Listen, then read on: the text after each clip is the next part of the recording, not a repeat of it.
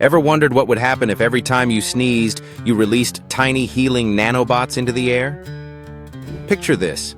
Instead of people ducking for cover, everyone would lean in, hoping to catch those magical micro-machines. In this alternate universe, sneezing becomes a public service. The nanobots, engineered to repair cells and neutralize toxins, would swarm into nearby bodies, patching up cuts, soothing sore throats, and maybe even smoothing out a wrinkle or two. Scientists estimate that a single sneeze can launch 40,000 droplets. Imagine if each one carried an army of microscopic medics.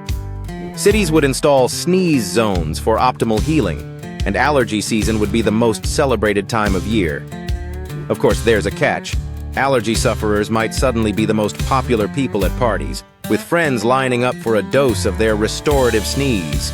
The world might even see a new Olympic sport, synchronized sneezing, complete with choreographed nasal explosions. So next time you reach for a tissue, just imagine, what if your sneeze was the world's next medical marvel, turning a simple reflex into a powerful act of kindness?